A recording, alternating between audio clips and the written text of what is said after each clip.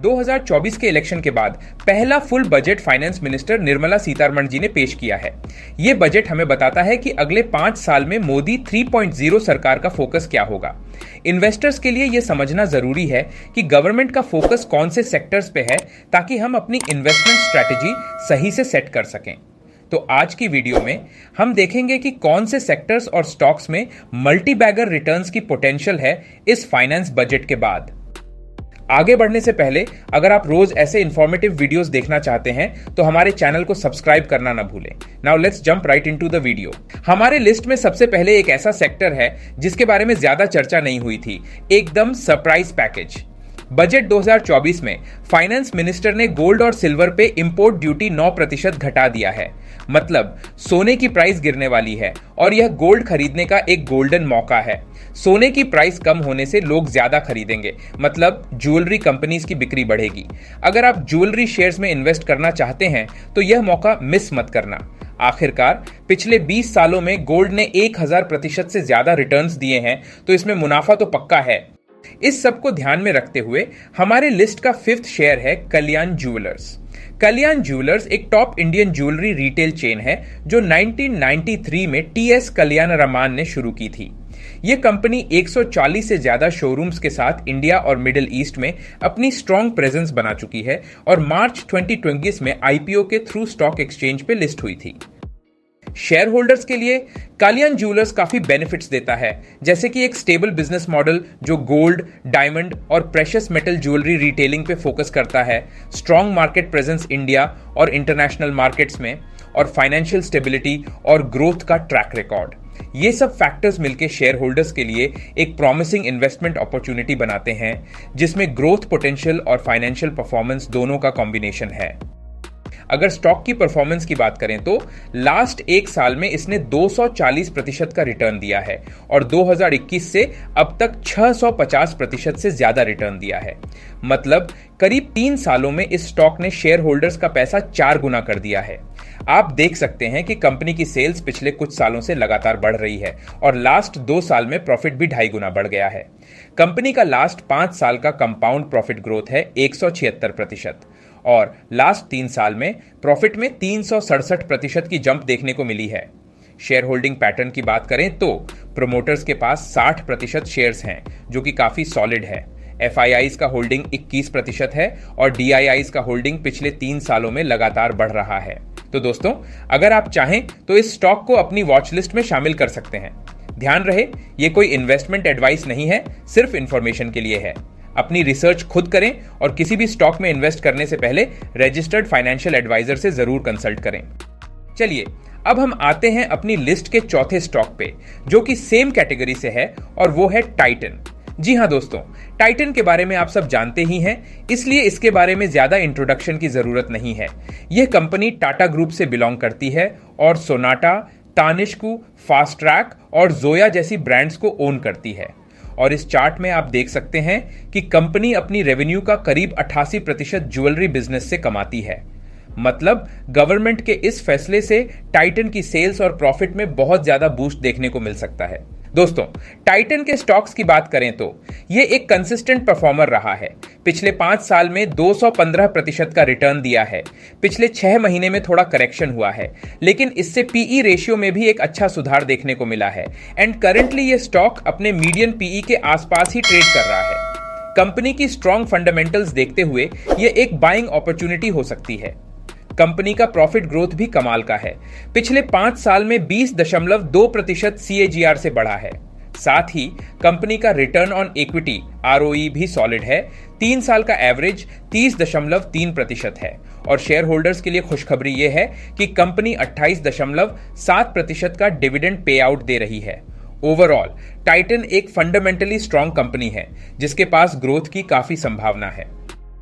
अब आगे बढ़ते हैं हमारे तीसरे स्टॉक में जो है Avanti feeds. Avanti feeds limited एक प्रोमिनेंट प्लेयर है श्रिम्प और फिश फीड इंडस्ट्री में, जिसका स्ट्रॉन्ग मार्केट शेयर और पार्टनरशिप्स हैं जो कंपेटिटिव एज प्रोवाइड करती हैं।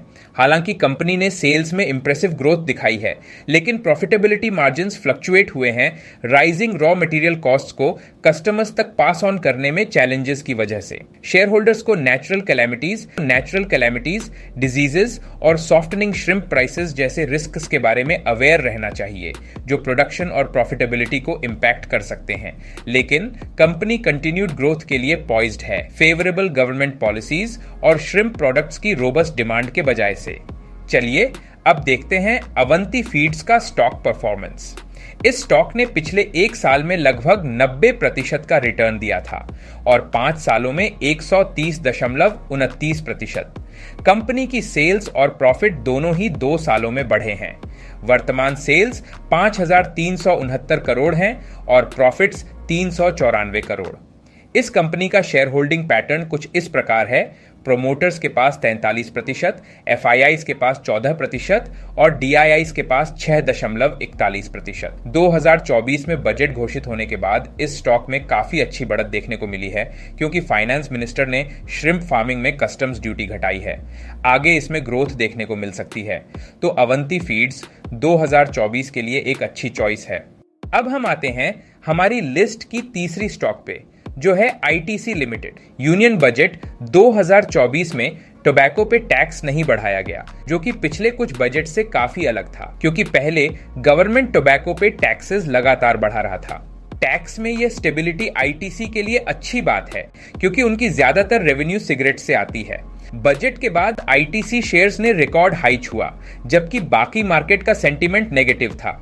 ब्रोकरेजेस ने आईटीसी को बाय रेटिंग दी, टारगेट प्राइस बढ़ाया, क्योंकि टोबैको प्रोडक्ट्स पे अनचेंज टैक्स रेट से आईटीसी को वॉल्यूम ग्रोथ पे फोकस करने में मदद मिलेगी। और इस बजट में सरकार का रूरल एलोकेशन आईटीसी के नॉन टोबैको एफएमसीजी प्रोडक्ट्स की डिमांड भी बढ़ा सकता है।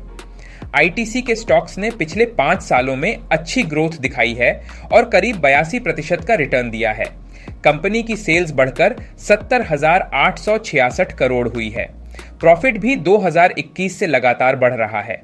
इस स्टॉक का शेयर होल्डिंग एफआईआईज के पास 40.47% है और डीआईआईज के पास 40.02%। तो एफआईआईज और डीआईआईज को मिलाकर करीब 85% इंस्टीट्यूशन इन्वेस्टर्स के पास है, जो स्टॉक का अच्छा फ्यूचर का इंडिकेशन है। लेकिन यहां पे एक इंटरेस्टिंग बात है, अगर आप ध्यान से नोटिस करोगे तो आपको आईटीसी के शेयर होल्डिंग में प्रोमोटर्स नजर नहीं आएंगे, जबकि दूसरी सभी कंपनीज में आपको प्रोमोटर्स की होल्डिंग दिखेगी। आईटीसी में कोई प्रोमोटर्स होल्डिंग क्यों नहीं है? अगर आपको यह पता है तो नीचे कमेंट करके बताइए। देखते हैं आपका स्टॉक मार्केट का नॉलेज कितना है। Alright, now discuss about the number 1 stock on our list, Borosil Renewables. Union budget 2024 के बाद बोरोसिल रिन्यूएबल्स के शेयर्स एक अच्छी पोजीशन में हैं। बजट में रिन्यूएबल एनर्जी प्रोजेक्ट्स के लिए काफी रिसोर्सेज एलोकेट किए गए हैं और सरकार का टारगेट है 2024 तक 20 गीगावाट रिन्यूएबल एनर्जी कैपेसिटी बढ़ाना। सोलर ग्लास बनाने वाली कंपनी होने की वजह से बोरोसिल इस टारगेट से काफी फायदा उठा सकता है। इस सपोर्टिव एनवायरनमेंट की वजह से सोलर प्रोडक्ट्स की डिमांड बढ़ने की संभावना है, जिससे बोरोसिल की रेवेन्यू और स्टॉक परफॉर्मेंस पर पॉजिटिव असर पड़ सकता है। बोरोसिल का सोलर ग्लास मार्केट में एक तरह का मोनोपोली है, क्योंकि यह इंडस्ट्री के कुछ ही की प्लेयर्स में से एक है। कंपनी की एडवांस्ड मैन्युफैक्चरिंग कैपेबिलिटीज और हाई क्वालिटी प्रोडक्ट्स की वजह से यह मार्केट में अपना एक स्ट्रॉन्ग पोजीशन बना चुकी है। कंपनी के स्टॉक्स ने पिछले 5 सालों में 279% का रिटर्न दिया है। बोरोसिल की सेल्स में पिछले कुछ सालों में 30-40% की एनुअल ग्रोथ देखी गई है, लेकिन प्रॉफिट्स उतने नहीं बढ़ रहे हैं। इसका मुख्य कारण रॉ मटेरियल कॉस्ट्स का तेजी से बढ़ना है, जिससे मैन्युफैक्चरिंग कॉस्ट्स में इंक्रीमेंट हुआ है। बढ़ती कंपटीशन के चलते कंपनी को प्राइसिंग प्रेशर का सामना करना पड़ रहा है, जो प्रॉफिट मार्जिन्स को अफेक्ट कर रहा है। साथ ही कैपेसिटी एक्सपेंशन प्रोजेक्ट्स के लिए किए गए इन्वेस्टमेंट्स भी शॉर्ट टर्म में प्रॉफिटेबिलिटी पर नेगेटिव असर डाल रहे हैं। लेकिन इन्वेस्टर्स को उम्मीद है कि इन इन्वेस्टमेंट्स से लॉन्ग टर्म में प्रॉफिटेबिलिटी सुधरेगी और अगर रॉ मटेरियल प्राइसेस स्टेबल हो जाती हैं तो मार्जिन्स में भी इंप्रूवमेंट होगा। अगर आपको इस वीडियो में कुछ भी हेल्पफुल लगा हो तो प्लीज इसे लाइक करें और शेयर करें अपने फ्रेंड्स और फैमिली के साथ। Subscribe our channel for regular videos like these. Now watch these videos for more ways to improve your financial decision. मैं आपसे मिलूंगा नेक्स्ट वीडियो में.